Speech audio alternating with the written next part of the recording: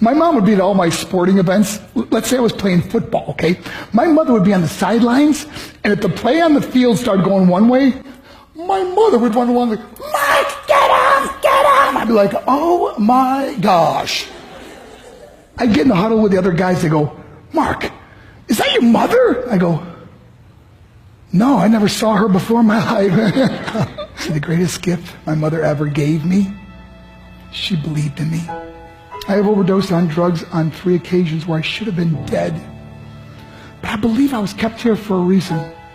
You show me your friends, I will show you your future. How do I know this?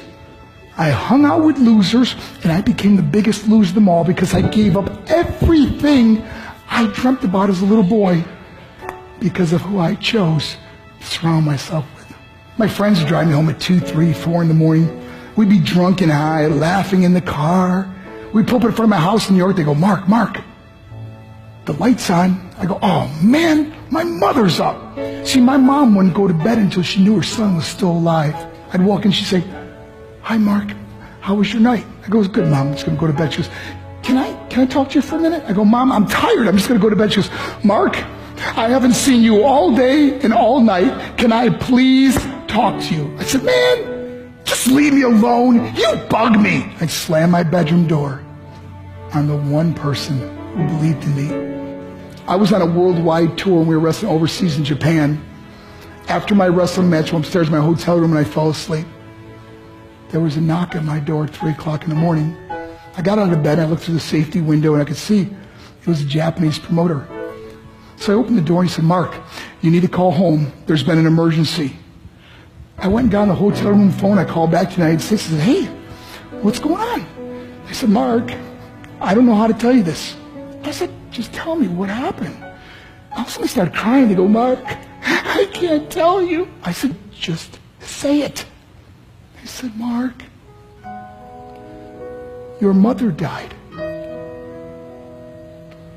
I just threw the phone down. I ran out of my hotel room.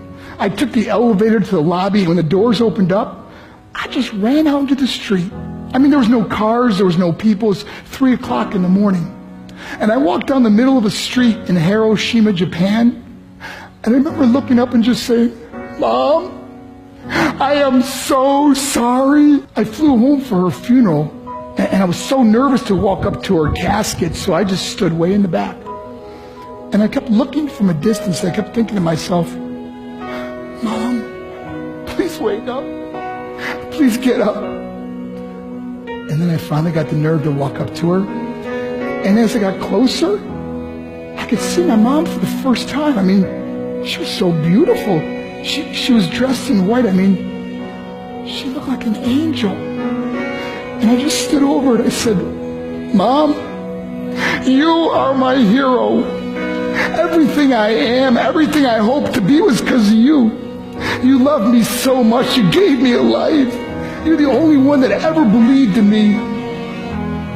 How did I repay her? By getting drunk?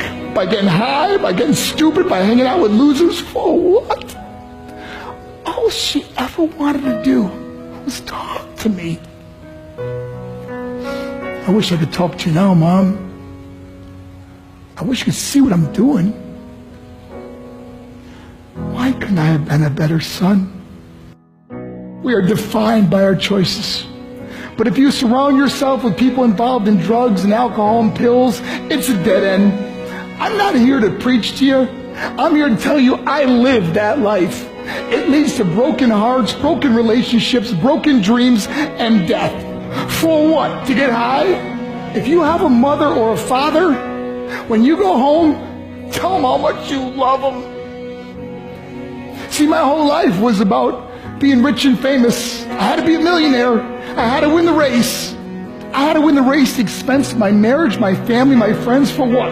To be all alone in the world? I learned what is truly important, and that is how precious this gift of life is, and our families, and how quickly it can be taken away. See, I no longer live in time. I live in moments. See, it's not what's in your pocket that matters. It's what's in your heart that truly matters. Love Love is just a word until somebody comes along and gives it meaning. You're the meaning.